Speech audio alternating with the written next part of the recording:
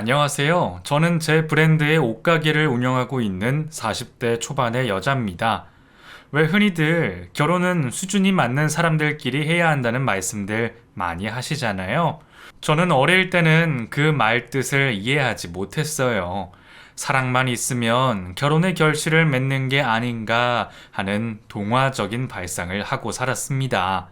하지만 결혼이라는 현실은 사랑만으로 되는 게 아니더라고요. 그 사랑이라는 것도 상대에 대한 배려와 믿음, 그리고 존중이 없으면 한순간에 흔들리는 것이었습니다. 하루에도 수십 번 변하는 게 사람 마음이잖아요. 진정으로 저와 함께 인생을 공유하고 나눌 수 있는 사람을 만나기까지 저도 꽤 많은 어려움을 겪어야 했거든요. 오늘 제가 오래전에 진흙탕 속에서 살았던 첫 번째 결혼 생활 이야기를 여러분들과 나누고 싶어서 용기 내어 사연을 보냅니다. 저는 중학교 때까지는 서울에서 살다가 고등학교 때 잠시 아버지가 지방에 일을 하러 가시는 바람에 이사를 간 적이 있습니다. 소도시의 인구가 적은 지역이었어요. 그렇다고 깡시골이나 지방은 아니었고 경기도 쪽에 바다와 가까운 곳에 위치한 어느 지역이었습니다. 처음에 고등학교 1학년 여름방학이 끝나고 전학을 갈 때 저는 가지 않겠다고 울면서 칭얼댔습니다. 아빠 혼자만 가면 되잖아. 우리 다 갈 필요 없잖아. 이번에 일하러 가면 3년 이상은 있을 거야. 그때까지 아빠 혼자 살라고? 가족은 다 같이 움직여야지. 나 친구들도 여기에 다 있는데. 그리고 고등학교 적응하기도 힘들 테고. 난 안 갈래. 그럼 우리 혜승이 혼자 여기서 살 거야? 혜승아, 조금만 이해해줘. 거기 정말 좋은 동네야. 거기서도 친구 새로 사귀면 되잖니. 사실 제가 인문계 고등학교를 가기는 했지만 공부에는 소질이 없어서 학군 따져서 학교 다니고 학원 다닐 필요가 없었어요. 저는 중학생 때부터 옷에 대한 관심이 많았고 그와 관련된 일을 하고 싶었습니다. 아버지는 조금 가부장적인 부분이 있기는 하셨지만 가족을 사랑하는 마음에 함께 이사를 해야 한다고 주장하셨어요. 그래서 하는 수 없이 아버지를 따라서 저희 가족은 소도시로 이사를 했습니다. 교복을 새로 마치고 학교에 처음 등교했을 때 기억이 생생하네요. 반이 3개밖에 없는 고등학교였는데 제가 전학을 가자 이목이 집중되었어요. 아이들끼리 제가 전 학교에서 사고를 치고 강제 전학을 온 거라는 소문이 돌았습니다. 저에게 괜히 시비를 거는 친구들도 있었어요. 야, 너 전 학교에서 일진이었다며? 야, 거기서 애들 때리고 여기 전학 온 거 맞지? 누가 그래? 아니야. 나 아빠 따라서 이사 온 거야. 에이, 거짓말하지 마. 와, 야, 얘 눈빛 봐. 정말 무섭지 않냐? 남녀공학이었던 그 학교에서 남자인 아이들이 저에게 그런 식으로 시비를 걸었습니다. 저는 억울한데도 화도 제대로 내지 못하고 고개를 푹 숙이고 있었어요. 학교에 전학을 간 초반에는 그렇게 위축이 되어서 친구도 사귀지 못하고 공부도 하지 않으며 괴로운 날들을 보냈습니다. 하지만 오래 지나지 않아서 오해가 풀렸고 반에서 친구가 많은 수진이가 먼저 저에게 손을 내밀어 줬어요. 너희 아버지 우리 아빠 회사 다니시더라? 얘들아, 혜승이한테 이상한 오해하지 마. 혜승아, 우리 앞으로 잘 지내보자. 그 친구의 말 한마디에 저는 얼었던 마음이 눈 녹듯이 녹아내렸습니다. 그리고 그 친구와 단짝이 되었어요. 다른 친구들도 많이 사귀며 평소처럼 발랄하던 제 모습을 되찾아갔습니다. 알고 보니 나쁜 친구는 하나도 없더라고요. 남자고 여자고 모두 친구가 됐었어요. 그렇게 고등학교를 마치고 저는 다시 가족과 함께 서울로 이사를 갔습니다. 몇몇 친구들은 서울에 대학을 다니게 되어서 꾸준히 연락할 수 있었지만 다른 친구들과는 서서히 연락이 끊겼어요. 저는 패션 전문 학교에 다니면서 제 꿈을 실현해 가려고 노력했습니다. 외동딸인 저를 부모님이 적극적으로 지원해 주셨어요. 일본어를 배워서 일본에 유학도 다녀왔습니다. 유학을 간 기간 동안 친구들은 고등학교 동창회 모임을 한다고 들었는데 저는 한 번도 참석하지 못했네요. 그래도 수진이와는 연락을 주고받았습니다. 일본에서 유학 생활을 하면서 저는 제 패션 브랜드에 대한 계획을 구체화시키기 시작했어요. 그렇게 유학 생활을 마치고 제 나이 26에 한국으로 들어와 제 브랜드를 런칭하게 됐었습니다. 유명인에게 협찬도 해주면서 제 브랜드의 입지가 굳어져 갔고 돈도 많이 벌게 됐었어요. 그래서 저는 29에 제 아파트를 매매하고 인테리어를 멋지게 해서 혼자 지냈습니다. 그렇게 여유가 생기기 시작하면서부터 친구 수진이로부터 고등학교 동창 모임에 같이 가지 않겠냐는 연락을 받게 됐었어요. 혜승아, 이번에 동창들 모이는데 너도 가지 않을래? 너 애들 본지 오래됐잖아. 애들도 너 소식 듣고 보고 싶어 해. 그래? 나도 애들 어떻게 사는지 궁금하기는 해. 근데 너무 오랜만이라 어색할 것 같기는 한데. 야, 친구 좋다는 게 뭐냐? 오랜만에 만나도 어제 만난 것 같을 거야. 나랑 같이 가자. 그래? 그럼 알았어. 수진이는 네일샵을 운영하고 있었어요. 수진이와는 꾸준히 가끔씩 연락을 주고받던 사이였거든요. 그렇게 동창 모임에 갔습니다. 10명이 모인 자리였어요. 처음에는 어색할 줄 알았는데 정말 오랜만에 만나는 건데도 어제 만난 친구들처럼 여전하고 반갑더라고요. 친구들 중에 상원이가 저를 무척 반가워했습니다. 야, 김혜승, 너 잘 나간다며? 야, 진짜 반갑다. 여전하네. 어, 너도 잘 지내지? 나는 그냥 회사 다니면서 월급쟁이로 살지. 야, 너희 옷가게 남자 옷은 안 파냐? 남자 옷도 있지. 야, 너희 가게에 옷 사러 한번 갈게. 야, 너 근데 더 예뻐졌다? 그러냐? 그날 친구들과 만나서 오랜만에 옛날 이야기들도 하고 즐거운 시간을 보냈습니다. 그리고 일주일 뒤에 매장에 있는데 익숙한 얼굴이 들어오더라고요. 상원이었습니다. 저희 매장에 옷 사러 오겠다는 말이 그냥 하는 소리인 줄 알았는데 정말로 왔더라고요. 어? 너 정말 왔네? 그럼 내가 허튼 소리 할까봐 네가 옷 좀 골라줘. 댄디한 스타일로 회사에 입고 다니게. 그래? 알았어. 저는 셔츠와 자켓 그리고 바지를 골라서 상원이에게 입어보라고 줬어요. 피팅룸에서 옷을 갈아입고 나왔는데 인물이 훤하더라고요. 얘가 원래 이렇게 생겼었나 의아해하고 있었습니다. 상원이는 그 옷들을 모두 구입했어요. 꽤 비싸네. DC 같은 거 안 해주냐? 해줄게. 10% 할인해드립니다. 아유, 고마워. 내가 할인받은 만큼 너한테 밥 사줄게. 오늘 시간 돼? 어? 직원들 있으니까 나는 뭐 나가도 되기는 한데. 그럼 지금 같이 나가자. 상원이는 초밥집에 저를 데리고 가서 같이 식사를 했어요. 제가 초밥을 좋아했다는 걸 기억하고 있는 게 신기했습니다. 너 나 초밥 좋아하는 거 어떻게 알았어? 고등학교 다닐 때 좋아하는 음식 적을 때 매번 초밥 적었잖아. 기억하지? 기억력 좋네. 잘 먹을게. 내가 기억력이 좋은 게 아니라 너니까 기억하고 있는 거야. 그렇게 훅 들어오는데 당황해서 뭐라고 말할 수가 없었습니다. 그랬더니 상원이가 웃으면서 예전부터 저를 좋아했다고 고백을 했어요. 그날 이후로 저에게 적극적으로 구애를 하기 시작했습니다. 저는 당황스럽기는 했는데 사귀는 사람도 없었고 상원이가 싫지는 않았기 때문에 본격적으로 연애를 하게 됐었어요. 그렇게 1년을 만난 후에 청혼을 받았습니다.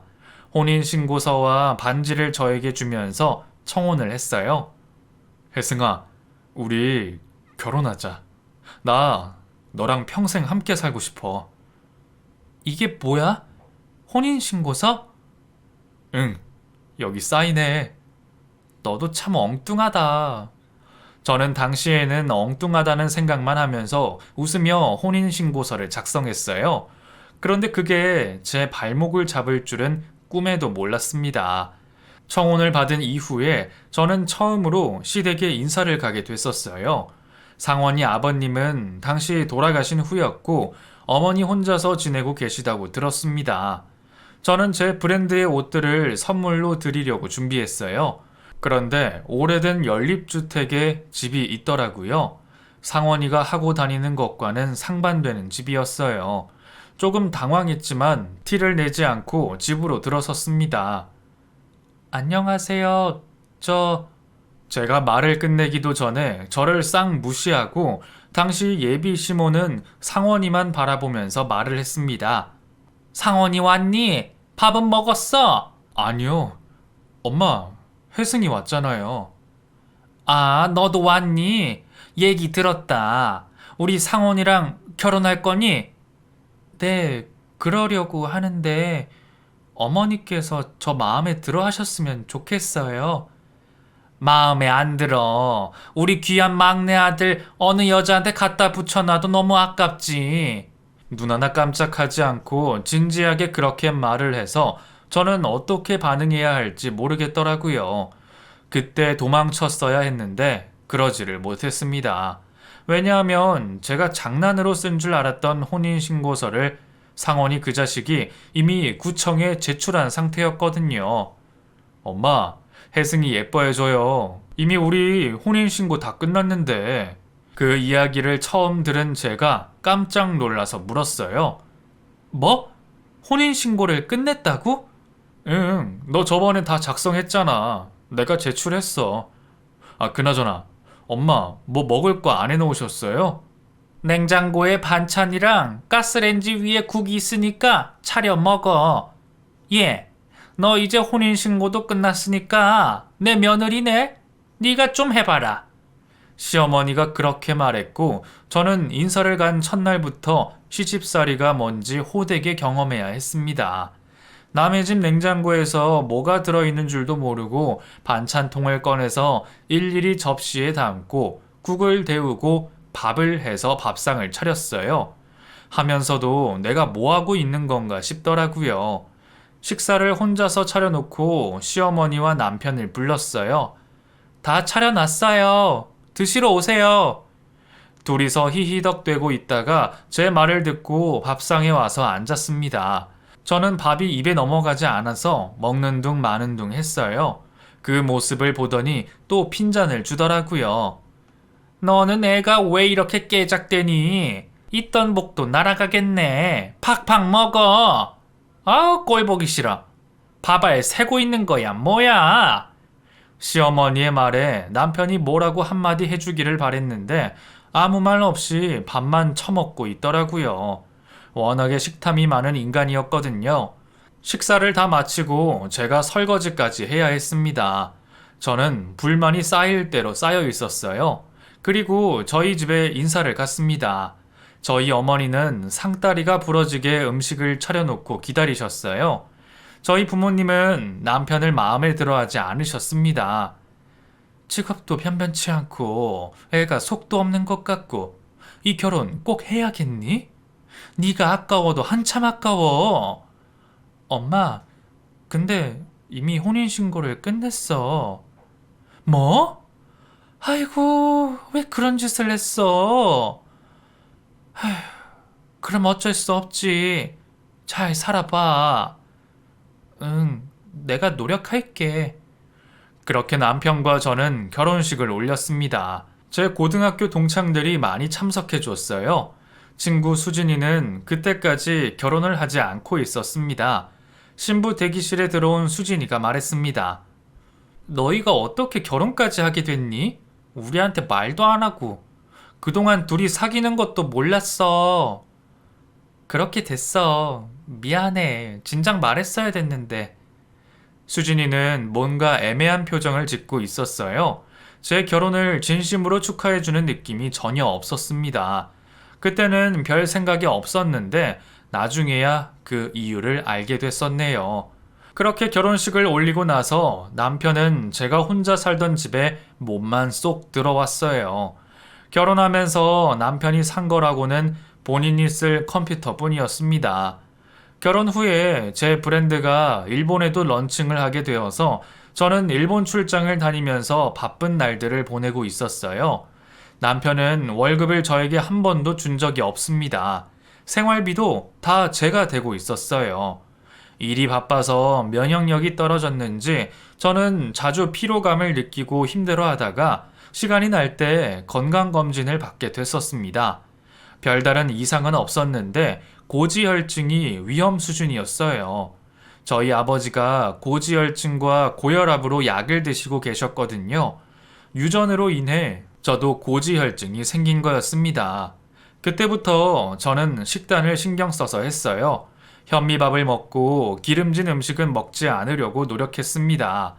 남편은 그런 제 앞에서 꾸역꾸역 잘도 처먹어댔어요. 밥을 다 먹고 나서 후식으로 디저트까지 야무지게 해치웠습니다. 혜승아, 넌 그거 먹고 밥이 되냐? 도너츠 먹을래? 됐어. 나 고지혈증 생겼다고 전에 말했잖아. 그새 까먹었어? 그래도 이 정도는 괜찮지 않나? 그럼 내가 다 먹을게. 나야 좋지 뭐. 남편은 입에 흰 가루를 묻혀가며 열심히 먹어댔습니다. 그 모습이 어찌나 얄밉던지요. 내가 왜 굳이 결혼을 해서 이런 꼴을 보면서 살아야 하나 신세 한탄을 자주 하게 됐었어요. 시어머니는 하루에도 몇 번씩 저에게 전화를 걸어서 남편을 잘 챙겨주고 있는지 물었습니다. 요즘에 우리 상원이는 잘 지내고 있니? 우리 상원이 고기 좋아하는데 일주일에 3번 정도는 고기 해서 먹여. 상원씨 잘 먹고 있어요. 걱정하지 마세요. 내가 널 어떻게 믿니? 일이나 한다고 집에 자주 들어오지도 않는다더만. 조만간 내가 고기 사서 너희 집 갈 테니까 그런 줄 알아라. 끊어. 시어머니의 잔소리에 귀가 따가울 정도였습니다. 시어머니가 그렇게 말하지 않아도 남편은 차고 넘칠 만큼 잘 먹고 잘 지내고 있었거든요. 결혼 후에 저희는 부부관계도 하지 않았습니다. 남편이 꼴도 보기 싫기도 했고 남편도 저에게 요구하지 않았어요. 저는 더 일에만 매달려서 살았습니다. 덕분에 제 옷 브랜드의 가치와 입지는 나날이 높아져 가고 있었어요.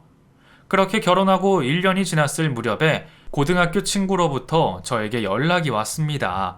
혜승아, 내가 이 얘기 해야 할지 말아야 할지 정말 고민 많이 했거든. 뭔데?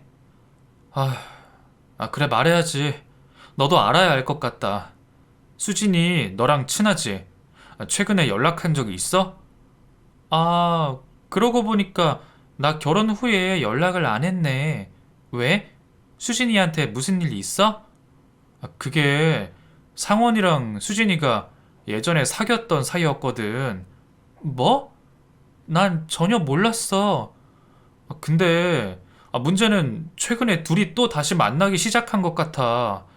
내가 회사 점심시간에 밥 먹으러 가다가 둘이서 모텔 들어가는 걸 사진으로 찍어놨거든.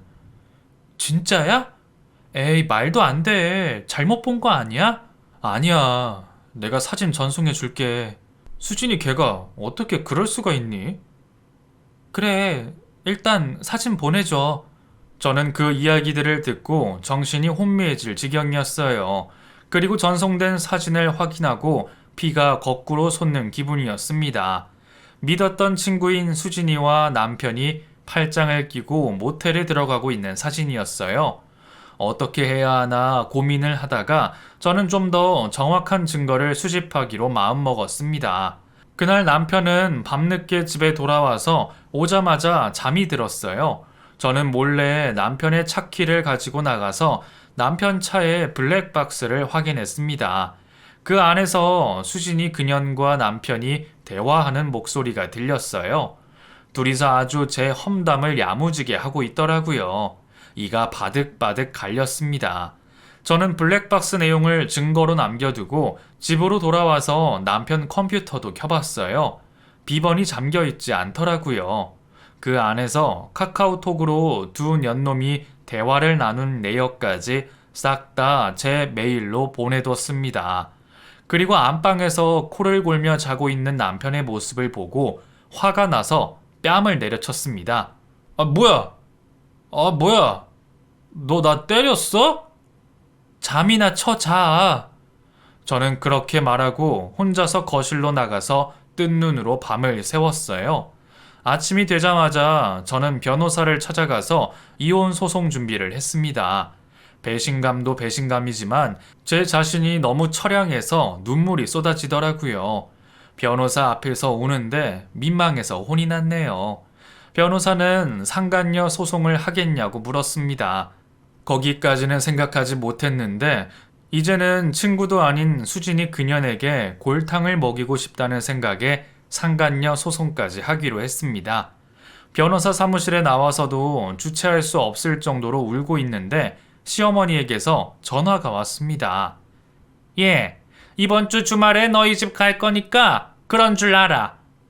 너 우니? 네, 울어요. 하여튼 복 나가는 짓은 혼자 다 한다니까. 시어머니는 제가 왜 우는지 궁금해하지도 않고 쌀쌀맞게 말한 후 전화를 끊어버렸습니다. 저는 당장 남편에게 이혼을 하자고 말을 해야 하나 말아야 하나 고민을 하고 있었어요. 그러다가 시어머니가 오는 날에 한 방에 터뜨려야겠다는 결심이 생겼습니다. 그때까지 꾹꾹 눌러 참기로 했어요. 그리고 그날 남편이 갑자기 회사 동료 아버지가 돌아가셨다며 상갓집에 가서 하룻밤 있다가 오겠다고 연락이 왔어요. 친한 동료라서 하룻밤 머물다가 가야 될 것 같아. 기다리지 말고 자. 그래? 친한 동료가 아니라 친한 친구는 아니고? 뭐? 그게 무슨 소리야? 아니야, 됐다. 알았으니까 끊어. 저는 남편과 전화를 끊고 수진이에게 전화를 걸었습니다. 전화를 받지 않더라고요.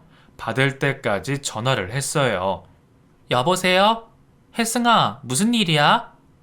우리가 뭐 무슨 일이 있어야 연락하는 사이니? 너, 나 결혼하고 나서 왜 이렇게 연락이 안 돼? 내가 이번에 다른 일을 시작하느라 바빴어. 잘 지내지? 덕분에 아주 잘 지내지. 근데 혹시 오늘 너도 상갓집 가니? 뭐? 그게 무슨 말이야? 우리 남편은 상갓집 간다는데 너도 가나 싶어서. 제 말에 당황했는지 한참을 말이 없던 수진이 그녀는 겨우 입을 열었습니다. 너 오랜만에 전화해서 무슨 엉뚱한 소리를 하고 있어. 네 남편이 상갓집 가는데 내가 왜 가니? 그래, 그렇게 말하겠지. 일단 알았고 너한테 조만간 무슨 서류 날라갈 거야. 당황할까봐 미리 말해두는 거다. 끊을게. 저는 그렇게 말하고 전화를 끊었습니다. 그래도 분이 풀리지 않았어요. 제 욕을 하던 두 년놈들의 목소리가 귓가에 맴돌고 있었습니다.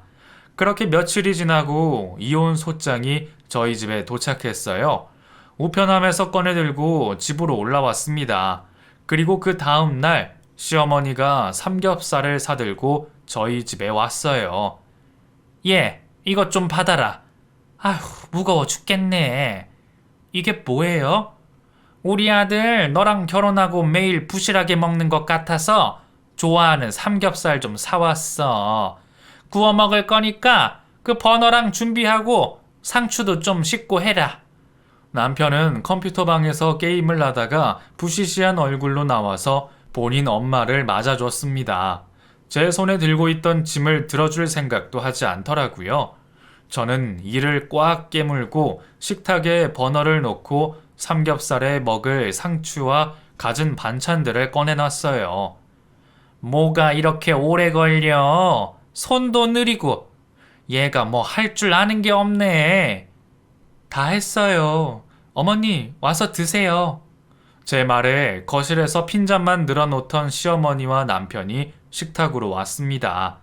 저는 고지혈증을 관리하느라 저만의 식단으로 밥을 차려놓고 함께 식탁에 앉았어요. 너는 음식 먹는 것도 그렇게 까다롭니? 어머니, 저 고지혈증이 있어서 관리해야 돼요. 그래도 어른이 사온 걸 먹는 신용이라도 하지. 그렇게 고깝게 혼자 밥상 차려서 먹고 있어? 관리 안 하면 합병증 올 수도 있거든요. 잔말 말고 삼겹살도 좀 먹어. 삼겹살은 비계가 맛있는 거 알지? 제가 고지혈증 때문에 관리를 한다는 말을 했음에도 불구하고 저를 엿먹이듯이 시어머니는 삼겹살에 비계만 잘라서 제 밥그릇에 올려놨습니다. 밥그릇에 놓인 비계 덩어리를 보면서 속에서 끓어오르던 화가 머리 끝까지 치솟는 기분을 느꼈습니다. 저에게는 비계 덩어리만 놔주면서 본인 아들에게는 삼겹살 두세 점에 상추에 싸서 입에까지 넣어주면서 둘이 신이 났더라고요. 참지 못한 제가 제 밥그릇에 있던 삼겹살 비계 덩어리들을 밥숟가락에 긁어 모아서 남편 입 앞에 가져다 댔습니다. 여보, 어머니가 비계가 그렇게 맛있다잖아. 맛있는 건 당신이 다 먹어. 아. 남편은 무의식 중에 입을 벌렸고 저는 비계 덩어리들을 남편 입 안에 다 우겨 넣어줬습니다. 비계를 씹으면서 인상이 찌푸러지던 남편이 결국에는 화장실에 가서 다 뱉어내더라고요. 그 모습을 지켜본 시어머니가 저에게 불같이 화를 내기 시작했습니다. 너 지금 이게 무슨 짓이야? 왜요? 어머니가 비계가 맛있는 거라면서요. 맛있는 건 남편이랑 나눠 먹어야죠. 너 일부러 나 보라고 그런 거지? 이게 아주 하다하다 별꼴을 다 보네. 네, 일부러 그랬어요. 어머니도 저 고지혈증 때문에 관리한다는 말 듣고 일부러 저한테 비계만 주신 거잖아요. 저도 어머니가 한 짓이랑 똑같은 짓 했는데 왜요? 그때부터 저는 눈에 뵈는 게 없었고 하고 싶은 말을 다 쏟아냈습니다. 그랬더니 눈을 희번덕거리면서 저를 노려보던 시어머니가 화장실에서 나온 남편에게 말했어요. 상원아, 당장 짐 싸. 이런 몰상식한 나쁜 년이랑 더 이상 한시도 같이 있게 할 수가 없다. 엄마, 왜 그래요? 남편이 당황해서 그렇게 말했고 저는 오히려 당당하게 소리를 질렀습니다. 그래 나가. 네가 해온 컴퓨터 저거랑 네 옷까지 몇 벌만 들고 나가면 되겠네. 나가 제발. 내가 원하던 바다. 뭐? 인연이 정말 돌았나? 시어머니는 그렇게 말하며 제 뺨을 내리치려고 손을 들었습니다. 저는 그 손을 확 내쳐버렸어요. 그랬더니 시어머니가 밥상을 뒤엎으며 소리를 질렀습니다. 이혼해! 이런 년이 내 며느리라고! 아유, 상원아, 당장 가서 이혼 서류 받아와라! 시어머님의 외침에 저는 방으로 들어가서 이혼 소장을 챙겨 나왔어요. 그리고 시어머님과 남편 앞에 이혼 소장 서류를 내던졌습니다. 그럴 줄 알고 미리 다 준비해 놨어요. 이거 받아요. 혜승아, 이게 뭐야? 열어보면 알 거 아니야. 이혼 소장이다. 이혼 소장을 왜? 너 나랑 이혼하게? 이게 무슨 일이야? 무슨 일? 너 언제까지 날 속일 수 있을 거라고 생각했니? 너 수진이랑 바람 피우는 거 다 알아. 제 말에 남편의 눈동자가 불안하게 흔들렸습니다. 시어머니는 그 와중에도 바락바락 소리를 지르고 있었어요. 우리 아들이 뭘 어쨌다고? 이게 어디서 덤탱이를 씌우려고? 돈만 있으면 다야? 덤탱이요? 대개 아들이 제 절친이랑 바람 피운 거 이미 증거로 다 수집해 뒀거든요. 한번 보실래요? 뭐? 인연이 하다하다 별? 저는 남편과 제 친구였던 수진이 년이 같이 모텔로 들어가던 사진을 인화해 뒀고 그걸 시어머니에게 던져줬습니다. 그걸 본 시어머니 얼굴이 사색이 되어서 어쩔 줄 몰라 하더라고요. 보셨죠? 이제 제 말을 믿으시겠어요? 상원아, 이게 다 뭐냐? 이거 합성 뭐 그런 거 아니야? 엄마, 혜승아, 그게 아니라 나는 정말 그러려고 그런 게 아닌데. 너 언제까지 뻔뻔하게 이중생활 하려고 했어? 수진이가 예전에 사귀었다가 헤어진 사이라며? 끝까지 날 속이고 혼인신고까지 멋대로 해버리고. 너 정말 내가 가만 안 둘 거야. 제 말에 남편이 무릎을 꿇고 빌기 시작했습니다. 혜승아, 제발 내 말 좀 들어줘. 수진이는 그냥 가벼운 사이야. 그냥 육체적인 외로움만 해소하는 그런 사이라고. 내가 진짜 사랑하는 건 너밖에 없어. 그 말을 듣고 너무 화가 나서 저는 주먹으로 남편을 마구잡이로 때리기 시작했어요. 시어머니가 와서 억지로 뜯어 말리고 나서야 저는 주먹질을 멈췄습니다. 그래서 정말 이혼하겠다는 거야? 네. 제가 이런 그지 같은 인간이랑 더 살 이유가 없죠. 남편도 이 모양인데 시어머니까지 저 싫어하셨잖아요. 잘 됐죠? 이혼 소송은 당연히 내가 이길 거고 위자료나 잘 준비해둬. 나한테는 얼마 안 되는 돈이지만 넌 그 돈도 없잖아. 제가 말을 마치자 시어머니가 갑자기 제 손을 붙들고 사과를 하기 시작하더라고요. 혜승아, 며느라가 내가 미안해. 내가 괜히 아들 가진 유세를 부리느라 그랬어. 속으로는 너한테 얼마나 고마웠는지 몰라. 내가 이렇게 빌게. 한 번만 용서해주면 안 되겠니? 어머, 어머니답지 않게 왜 이러세요? 좀 전만 해도 이혼하라고 그렇게 난리를 치시더니 왜요? 저랑 이혼하면 아쉬울 게 많은 모양이죠? 그래봐야 소용없어요. 저는 이미 마음 다 정했으니까. 당장 두 사람 내 집에서 나가요. 몸이 부들부들 떨리는 채로 그렇게 소리를 질렀는데도 두 사람은 나갈 생각을 하지 않았습니다. 그리고 남편과 바람피운 수진이 그년에게도 소장이 날아갔는지 저에게 전화를 걸었더라고요. 너 전화 잘했다. 받았니? 야, 이게 뭐야? 당장 취하해. 내가 왜? 너희 둘이 놀아난 거 다 아는데. 너 뻔뻔하게 모르는 척 할 땐 언제고. 소송 준비나 잘해. 그럴 돈이나 있는지 모르겠지만. 혜승아, 진짜 그런 거 아니야. 네 남편이랑 나랑 그렇게 깊은 사이 아니라고. 나도 결혼할 사람 있어. 한 번만 눈 감아줘라. 제발. 너 결혼할 사람도 있었니? 그 사람 내 덕분에 너 같은 쓰레기랑 결혼 안 하게 되겠네. 누군지는 모르겠지만 내가 한 사람 인생 구해줬네. 여기 상원이 있는데 바꿔줄까? 그렇게 말하고 저는 제 휴대폰을 남편 귀에다가 가져다 댔습니다. 남편이 당황해서 허우적대고 있었어요. 왜? 둘이 할 말 많을 텐데 통화해. 혜승아, 제발 용서해줘. 며느라, 그만 화 풀어라. 두 사람을 보고 부엌을 봤는데 시어머니가 난리를 쳐놔서 부엌이 엉망이더라고요. 두 사람이 가고 나서 저걸 혼자 치워야 한다는 생각에 저는 시어머니에게 말했습니다. 어머니, 저거 부엌에 난리 쳐놓은 거 좀 치워주실래요? 깨끗하게 잘 치워주시면 제가 생각 좀 다시 해볼게요. 정말? 정말이니?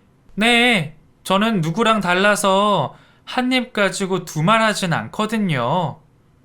제 말에 시어머니와 남편은 부엌으로 달려가서 열심히 청소를 하기 시작했습니다.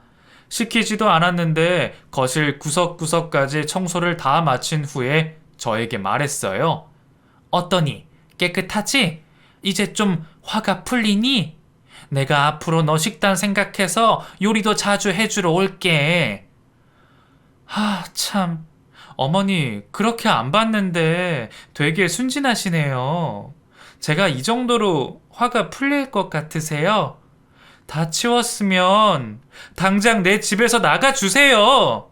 저는 두 사람이 청소를 할 동안 남편의 짐을 싸뒀고 그걸 현관 밖으로 내던졌습니다. 혜승아, 아, 정말 왜 그래? 너답지 않게. 나 너 없으면 어떻게 살라고? 나 없으면 뭐, 다시 구질구질하게 너답게 살겠지. 나가! 경찰 부르기 전에! 그래도 두 사람은 지치지 않고 제 앞에서 무릎을 꿇고 거머리처럼 붙어서 나갈 생각을 하지 않더라고요. 그러면 제 마음이 풀릴 거라고 단단히 착각한 모양이었습니다. 저는 일부러 경찰에 신고를 하는 척 전화를 했고, 그제서야 두 사람은 꽁무니가 빠지게 도망을 치더라고요. 두 사람이 가고 조용해진 집 안에서 저는 갑자기 감정이 격해져서 또 엉엉 울어버렸습니다. 동창들 사이에서는 수진이 그년과 제 남편놈 상원이가 바람을 피웠다는 소문이 삽시간에 번졌어요.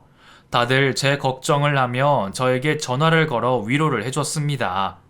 소송을 진행하면서 두 연놈들은 말 같지도 않은 변명을 해댔어요. 하지만 제가 가지고 있던 증거와 증인까지 있었기 때문에 두 연놈은 저에게 위자료를 주어야 했습니다. 이혼 소송이 판결이 나오는 날까지도 포기를 못하고 시어머니와 남편이 저에게 찾아왔어요. 혜승아, 난 이대로 포기 못해. 다 무르고 새로 시작하자. 며느라, 내가 너 식단 맞춰서 요리 좀 해왔는데 이거 받아주고 소송 그만둬라. 둘 다 지능이 많이 떨어지는 것 같은데 이미 다 끝난 일이에요. 위자료 준비나 잘 하라고. 이딴 음식 안 해줘도 잘 먹고 사니까 당장 내 눈앞에서 사라지세요. 앞으로 제 눈에 띄는 일 없도록 해주시고요. 두 사람이 하도 끈질기게 저희 옷가게에도 찾아오고 집 앞에도 찾아와서 저는 결국에는 접근 금지 명령 신청까지 하게 됐었습니다. 제가 이혼을 하게 되자 저희 부모님은 제 걱정을 많이 하셨어요. 엄마가 딱 마음에 안 들더라니. 개뿔도 없는 놈이 바람까지 피워? 아휴, 엄마 미안해요. 내가 너무 철이 없었어. 네가 뭘 미안하니? 네 속이 말이 아닐 텐데. 아무튼 잘 정리하고 그딴 놈 다 잊어버리고 살아. 이제라도 이혼하게 돼서 엄마는 오히려 다행이라고 생각해. 옆에서 듣고만 계시던 아버지도 말없이 제 손을 붙잡아 주셨습니다. 결국 저는 이혼을 하고 두 연놈에게 위자료를 받게 됐었어요. 수진이 그녀는 그래도 바로 위자료를 지불했는데 전 남편 놈은 돈이 없는지 위자료 줄 생각을 안 하더라고요. 그래서 저는 긴급 이행 명령까지 신청했습니다. 결국 남편 놈에게 유일한 재산인 차를 팔아서 저에게 위자료를 주었어요. 결혼할 남자가 있다던 수진이 그녀는 그 남자와 예식장까지 다 잡아뒀던 모양이더라고요. 결국에 남자가 모든 일을 알게 되어서 파혼까지 하게 되었다고 들었습니다. 고등학교 동창 모임에 나오라고 다른 친구들이 연락을 했지만 그 친구들도 보고 싶지 않았어요. 저는 애써 담담한 척 이혼 소송과 상간녀 소송을 진행했습니다. 하지만 고등학교 때부터 친하다고 생각했던 친구와 남편이 붙어 먹었다는 사실은 저에게 꽤나 큰 상처가 됐었어요. 그래서 저는 이혼 후에 더 열심히 제 일에 매달렸어요.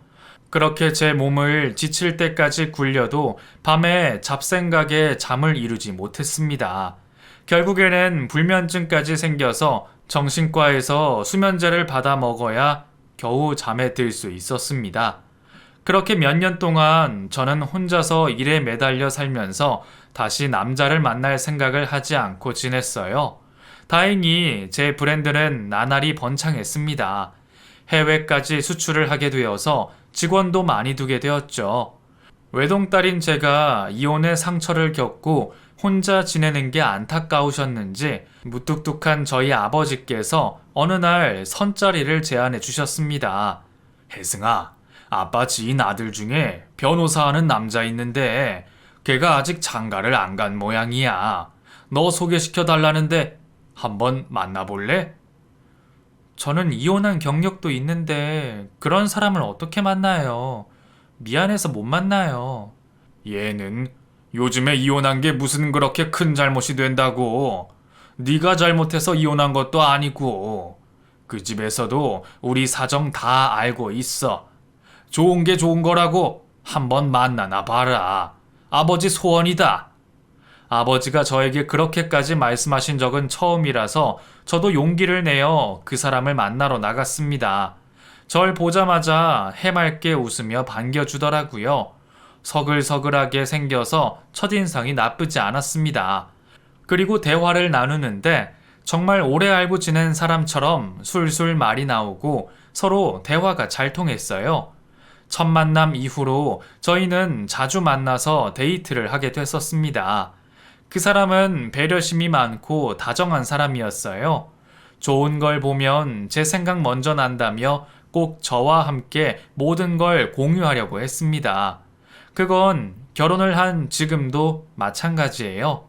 변함없이 저를 아껴주고 위해주는 사람입니다. 네, 맞아요. 저희는 조심스럽게 만남을 유지하다가 6년 전에 결혼을 했습니다. 결혼식을 올리는데 어떻게 알았는지 수진이 그년이 제 결혼식에 왔더라고요. 너무 놀라고 황당해서 말문이 막혔습니다. 혜승아, 두 번째 결혼 축하해. 이번에는 행복하게 잘 살았으면 좋겠다. 수진이 그년이 뻔뻔하게 저에게 그렇게 말했습니다. 응, 너랑 연 끊고 모든 일이 잘 풀리고 있어. 그런 걱정하지 마. 그리고 얼굴에 철판 깔았니? 여기가 어디라고 올 생각을 해? 야, 그래도 우리 예전에 친한 친구였는데 와봐야지. 나 너랑 그렇게 연 끊고 벌 받으면서 살고 있어. 속죄하는 마음으로 온 거야. 그러고 있는데 다른 동창 친구들이 수진이 그년을 보더니 저보다 더 불같이 화를 내며 쫓아냈습니다. 야, 너는 여기 왜 왔어? 미쳤냐? 제정신이야? 당장 나가! 얘들아, 왜 그래? 친구 결혼식인데 내가 와야지. 친구? 우리 너 친구로 생각 안 한 지 오래거든? 꺼져!